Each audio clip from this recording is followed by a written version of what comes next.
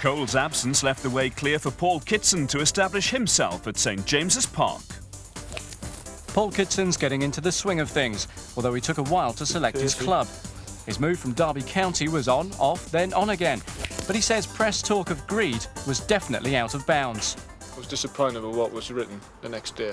I mean, to be honest, it was just a load of rubbish. But, no, all it was basically it was me going away, being told by Newcastle what them wanted and what them offered, and going away and thinking about and talking to me family, my wife and family. I was disappointed he walked away from it, but I was delighted when he phoned back up and said, hey, look, maybe it's not everything that I dreamed it would be, but I want to play for Newcastle United. And I think out of that, he showed his character, I think his character came through. I think a lot of players would have said, oh, I can't phone up now, I can't do that. But he wasn't that way, you see. He didn't do anything wrong. The only thing he did wrong, I suppose, in people is that most of the supporters think that everybody should just go, oh, Newcastle United gives it a sign, and, it doesn't always work that way. When Kitson did put pen to paper, the fee was £2.25 million for a player who'd never graced the country's top flight, let alone any international experience. One man at Newcastle, though, was convinced their new striker was value for money. I saw him playing when he was 16 at Leicester in their youth team and following on through into their reserve team and what have you. Saw him play a lot and obviously liked what I saw and brought him to Derby and enjoyed working with him.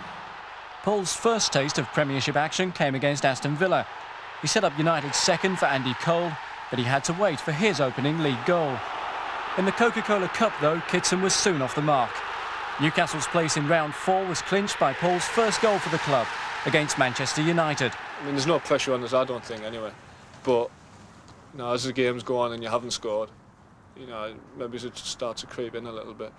But to get off the mark, and against Man United, I mean, it eases the pressure off you straight away. Whenever we look at players for Newcastle now, they've got to have certain things before we even look beyond them, the character and stuff like that, and that is they've got to have a good touch, they've got to want possession of the football, and ideally they've got to have pace, because that's the way the modern game is. And he fitted all three. Added to all that, his approach play isn't bad either. A 10 handicap golfer, his place in the Newcastle United 4-ball is guaranteed. Paul's aim, though, is a regular place in the first team. I haven't come here just to sit on the bench. I mean, my aim is to get a regular spot in the team, win things with Newcastle, and then as a bonus play for England, of course. But I mean, I am an ambitious person, and what we've got here at this club, I mean, anything's possible.